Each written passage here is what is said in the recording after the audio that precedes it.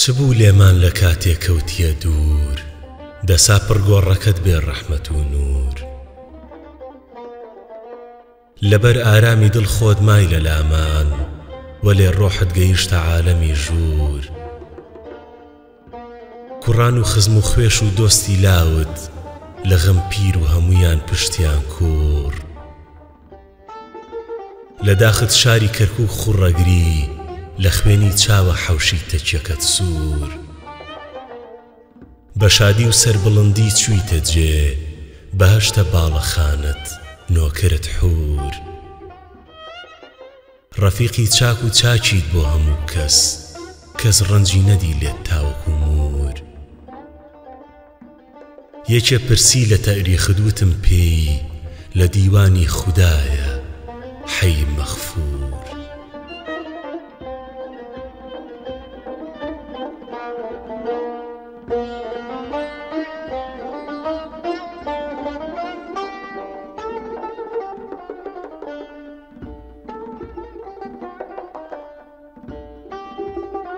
چونکە بەدبەختی بەشت ئەمدی و ئەودی و کردنە، پیاوی بەدخوو دەربەدەر ڕۆژێکی 100 جا مردنە. بۆ دوا ڕۆژت نەجوڵایی داک و چ شتێکت ببێ، مەکتەب و نامەی شادە ڕۆ لە خۆ سەرخستنە. تەمەڵی و کەیف و گەڕان و چایخانان و قومار، خۆپەرێشانکردن و ڕێگەی توراقی بەستنە. ئەم پەرێشانیەت کە ئیمڕۆوا کە شەنگی کردووی،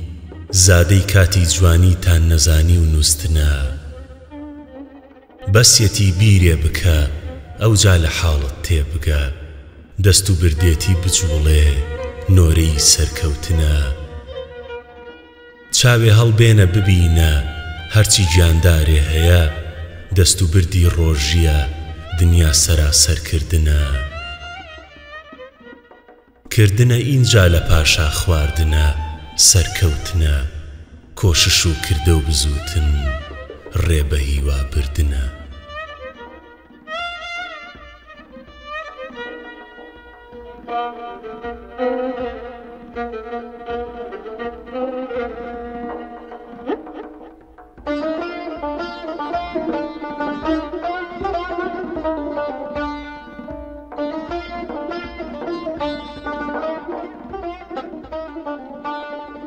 نەبوو ئەی پیاوی چاخچاخی نەمانت،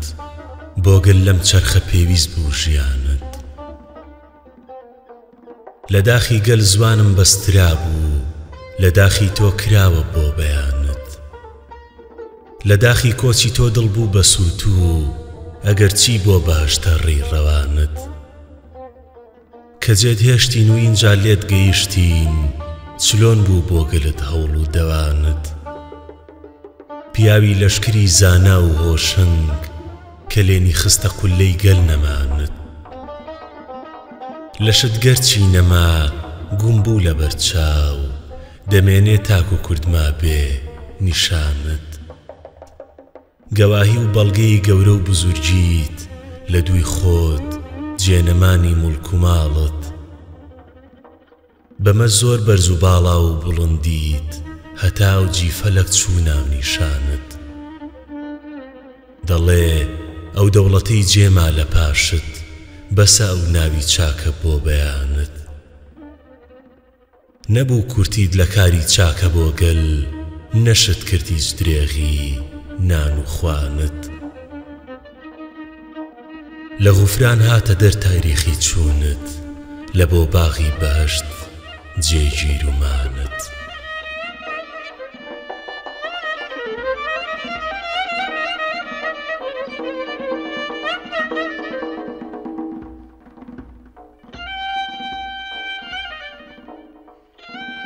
خدا دەیزانێ ڕۆڵە دەردەداری بار و حاڵی تۆم ئەبەد نایەتە بیرم زەڕێتە تدبیری حاڵی خۆم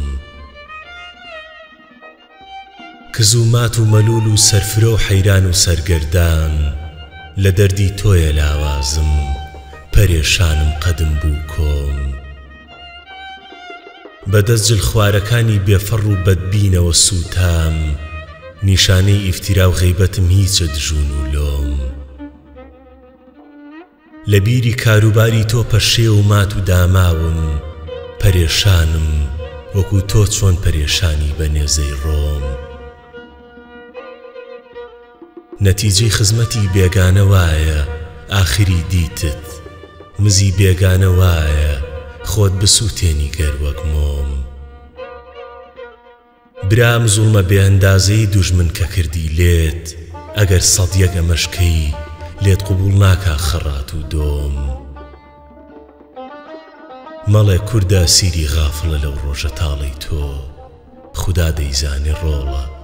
دەردەداری بار و حاڵی تۆم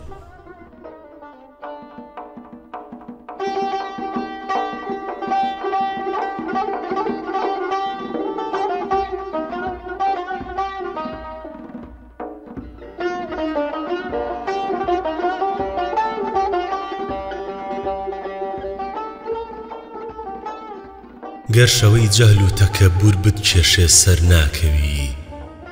گەر مجەهەزبی بە عیلم و معریفەت قەد ناکەوی بۆ سەعادەت جید و جەهدی پێدەوێ سەبر و سەبات ڕاحەتی ڕۆحت بوێ لاوی وەتەن هەڵ ناکەوی فێری عیلم و فەن و سەنعەت بی تەکامل کەی لە دین هێندە زۆر گەورە دەبی گیانە بەدەست کەس ناکەوی مەسکەن و جێگەت دەبێتە قیبلەگاهی خاس و عام هەر وەکو قوتبی زەمان بۆ دیدەنی بەرناکەوی مانعی سەرکەوتنت هەر موشکلێکت هاتە بەر خۆتی تێخە قەد مەترسە وانەبی دەرناکەوی عیلمە میلەت بەرزەکە جەهلە وەتەن بەربادەکە تووشی ئەربابی جەهلبی حەق وەیە لێیلاکەوی ڕۆحت ئالوودەی عیلم بێ جوانە عەقڵ و فکری تۆ گەر ئەسیری تووشی عیلەت بی لەبەر غەمداکەوی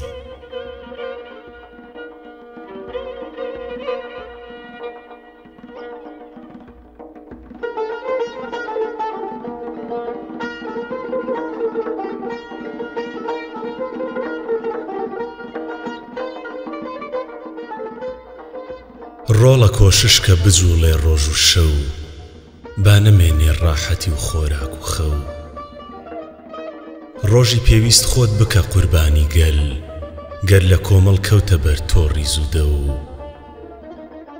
پف لە کوورەی سینەی لاوت بکە ڕۆژهەڵاتی گەل بڵێ گۆرانیە و لەم هەوارگەی با و باپیرت مەڕۆ دابمەزرێ وەک چیا زۆر تاڵە ڕە و بیری هەرچیت بوو لە دڵ بیشارەوە بێبەر و بێجێ دەنگ و قاوەقە و هەرچی کاری ئاشکارە لێی بدوێ ڕۆڵە پێک نایەت و بەرخور نابی لەو نیشتیمانت وەک بەهەشتە چیمەنی تیا دەخوێنێ پۆڕ و جوڕە و قومری و کەو دانەوێڵەی چارەوات و خۆ دەدا گەندم و نیسک و برنج و نۆک و جەو ئامەدی زۆرە و بەهاتە جێی تۆ باوی ڕاو شەمپانیا ناگا بە ئەو ئەیە سیری کوشتەی خاچی پاکتی هەر بڵێ تا دەتکەنە قوربانیە و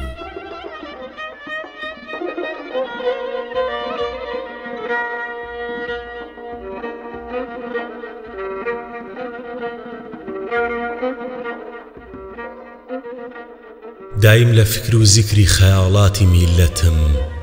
بۆیە واکز و مەلول و بەسۆز و حەسرەتم ئەی ڕۆڵە دەردی تۆ بەندی جگەرمی بڕی تەسیری داخی حاڵی تووە من بە عیلەتم ئەم کوورەی لە سینە دەگڕێوەها بە جۆش تایە بەڕاستی دەسووتێ جەرگیلەتم شەرت بێ نەکەم لە کاری تۆ یەک زەڕێ قسوور گەرچە لە مەعرەز تووشی سێدارە و پەتم من پیر و مرشیدی تۆم نەوڕەسیدی گوڵ گەر بمکوژن لە ئیشی تۆدا نابێ میnnەتم ئەم ئارەزووی ئاتەشینە لە من ئاشکارە بوو لۆمەم دەکەن لە تەوبیخ و بەحس و سوبحەتم هەرچەند کە تووشی تەهلوکەیە بم لە ڕیوەتەن دەمدەم زیادە بێ شەرەف و شان و عیزەتم چارەی تۆ ئینتیباهێک و عیلم و مەعاریفە چارەی منیش فیداتی بکەم نەقد و سەروەتم عەرزی ئەسیری لە خزمەتی مدیری کائینات یا ڕەبی تەرەحومێ بەگەلی کوردی میلەتم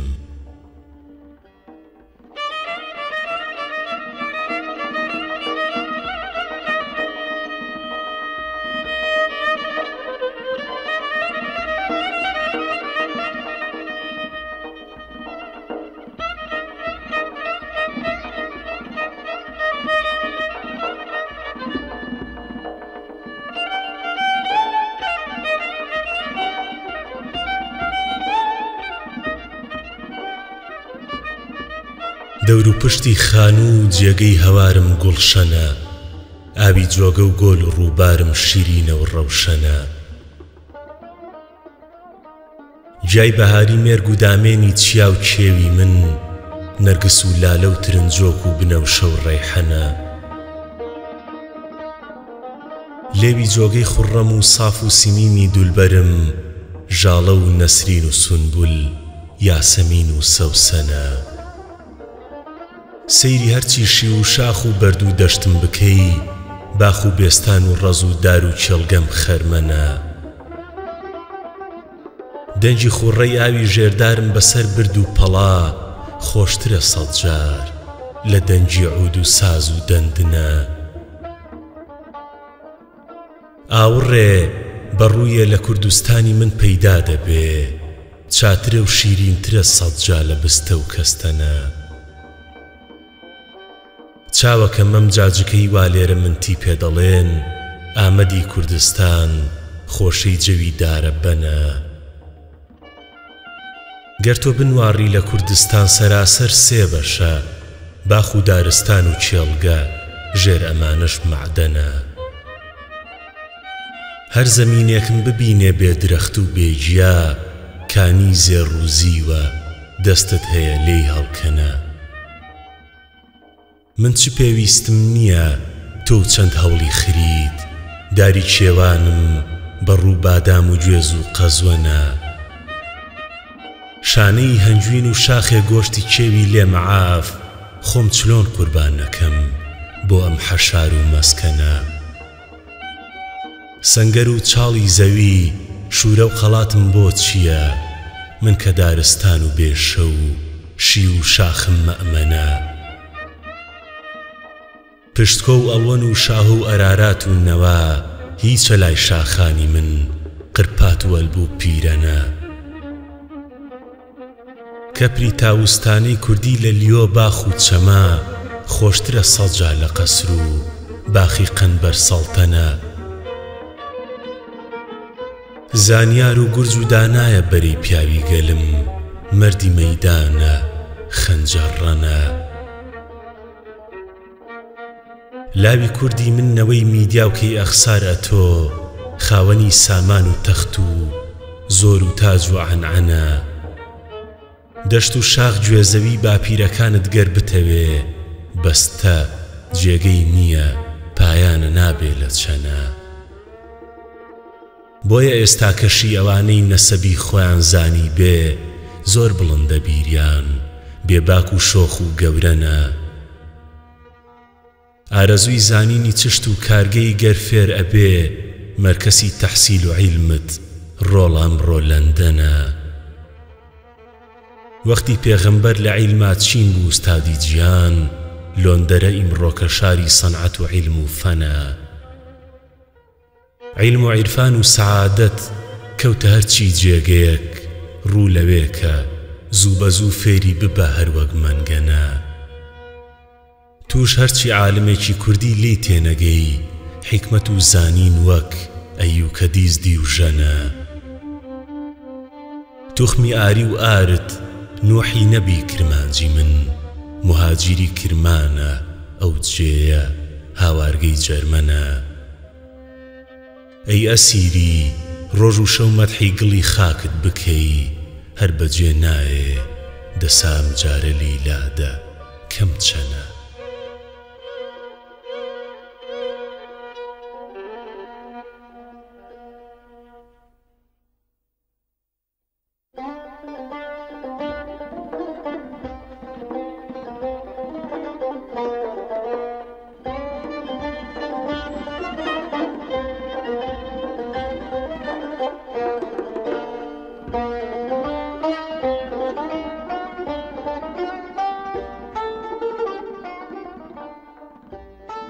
ئالەم ژوورە گەزۆی ئاسمانە بارێ ئالەم خوارە بە شەو قەترانە بارێ لە بەرزایی و چیایی خاکی کوردان سەراسەر کانیە و ئاوە بەجارێ لە نزمایی و شیوی خاکی تاتان دەسووتێی و دەخنچەی بچێلاڕێ لە هەردە و دەشت و شاخ و شیوی ئێمە هەموو فەسڵێ دەبینینە و بەهارێ لە دەشتی وشک و گەرمی بێدرەختیان نییە باغێ نەبێستانێ نەدارێ سەراسەر مڵکی کوردستانە ئاوا لە بەینی چەندێ کۆنە شارێ هەبێ لەو خوارە شار و باغ و بێستان بە بەرماوە و دەساوی کورد دەپاڕێ نییە بستێ زەوی لەو ژوورە بێ کەڵک زەوی لەم خوارە زیخە و خۆڵە بارێ شنەی بای بەیانی سەرکەلی ژوور کزەی مردووەکە زیندوو بەجارێ گڕەی سامی کوشندەی گەرمی لاخوار لە چیدا دەست بەجێ ڕۆحیە تارێ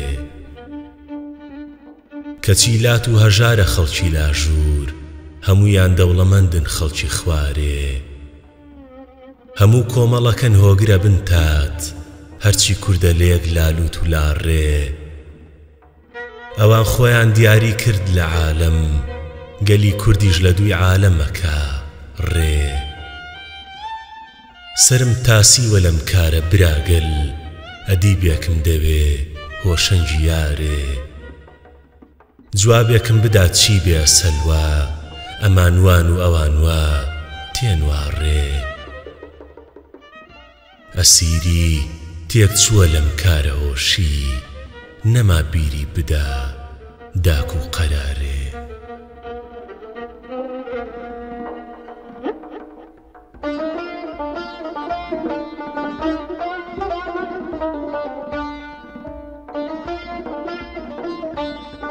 جەوهەرێکی گەرتیا بێ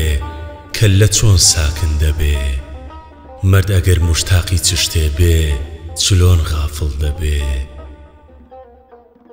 ڕۆڵەگەر فکری پیاوبوونت هەیە زوو هەستە پێ ئیش ئەگەر تەخیریکەی بێشوبهەیە باتڵ دەبێ چەند هەزار ساڵە پەرێشان و ڕەزی لەم میلەتت لەم زەمانە گەر بجوڵەی مەقسەدت حاصل دەبێ گەر لە ڕێگەی دین و قەومت لەدلەتت کەن بتکوژن ئەی ئەسیری ناوی چاکت تا ئەبەد زاهیر دەبێ